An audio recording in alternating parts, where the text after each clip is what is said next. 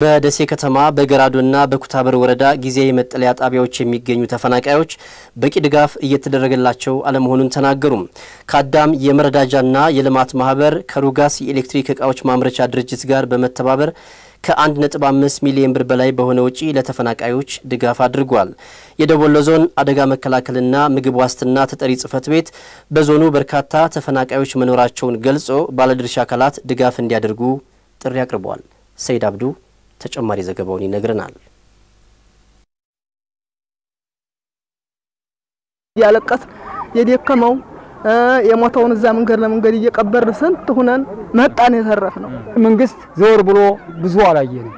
ለተፈናቃይ ተብሎ የሚደረግ ድጋፍ የለም።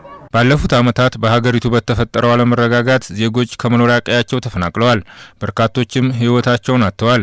ከመኖሪያ ቀያቸው የተፈናቀሉ ዜጎችም በተለያዩ አካባቢዎች በጊዜያዊ መጠለያ ጣቢያዎች አስከፊ ህይወትን እየገፉ ይገኛሉ። ከኦሮሚያ ክልል ከሆሮ ጉድሮ ወለጋ፣ ከቄለም ወለጋ፣ ከምስራቅና ምዕራብ ወለጋ ዞኖች ከተፈናቀሉ መካከል በደሴ ከተማ አስተዳደር በገራዶና በኩታበር ወረዳ ጊዜያዊ መጠለያ ጣቢያ ለሚገኙ ከ1200 በላይ ለሚሆኑ ተፈናቃዮች ሩጋስ የኤሌክትሪክ ዕቃዎች አምራች ድርጅት በካዳም መረዳጃ ማህበር አስተባባሪነት ከ300 ኩንታል በላይ ዱቄት ድጋፍ አድርጓል።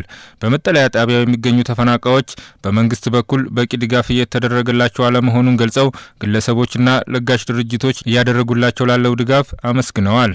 በትክክል የግል ድርጅቶች እየረዱን በደንብ አደረጉን እንጂ መንግስት ዘወር ብሎ ብዙ አላየንም።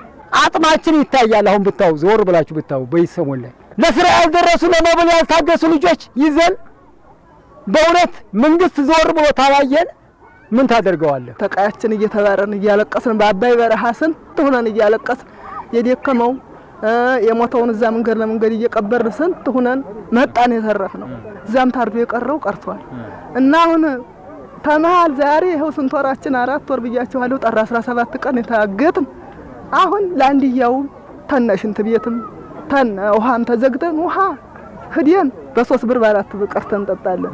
ሳንቲም ስናጣ ጦማችን እናድራለን። እንዶቄት አይተን በጣም ተደስተናል። እግዚአብሔር ደግሞ እናንተንም በቃያችሁ ላይ ለኛ ያደረሰው ለእናንተ ይድረስ። ከበጎ አድራጎት እያገኘነው እየበላን አሁን ሁሉም ዋጦ በራብና በእንትን የተሰቃየ ያለበት ነው። እናንተ እናመሰግናለን ይድረሳችሁልን።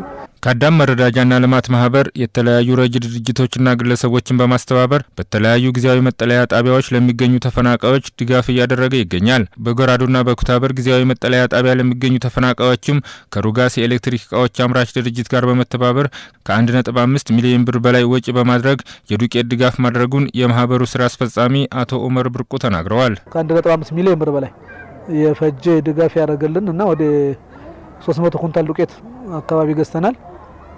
ሶስተኛ ካምፕ ምንነድበታለን ነገ።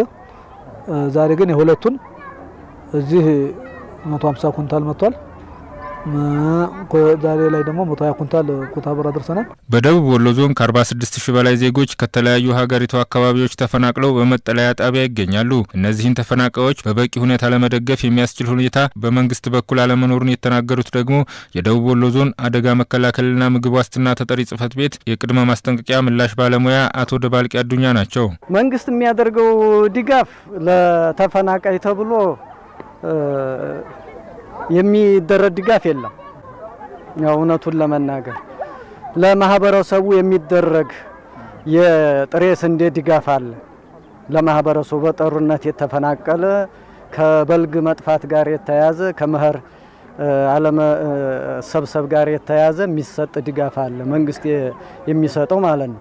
ከዛ ከማህበረሰብ ላይ ቆንጥረን ለተፈናቃዮች የምንሰጠው እኛ ነው። እሷው ደግሞ በሰዓቱ አደርስ ተፈናቃዮች ያሉባቸውን ችግሮች ለመቅረፍ ግብረሰናይ ድርጅቶችና ግለሰቦች ድጋፍ እንዲያደርጉም ጥሪ አቅርበዋል። እኛ የሰዎቹን ፊት ማየት በጣም ያስፈራ ነበር። ይመጣል እያልን ነው የምንመልሳቸው። የነሱን ፊት ማየት ያስፈራል። ዛሬ ግን አንጥቶ ሲሰጥልን ቅድም እንዳለው ያ ተፈናቃይ ከሰማይ እንደወረደ ነው እኛ ራሱ የቆጠር ነው ማለት ነው። በተለየ ሁኔታ ግን እነዚህ ቤተሰቦቻቸውን አጥተው የሚበሉት የሚጠጡት አጥተው መጠለያ አጥተው ታርዘው ያሉ ወገኖቻችንን ልክ አሁን ካዳም አሁን ለሶስተኛ ጊዜ ማድረጉ ነው። እንደነሱ ሌሎችም ቢያደርጉ ለወገን ደራሽ ወገን ነውና የነሱን ትብብር እንጠይቃለን።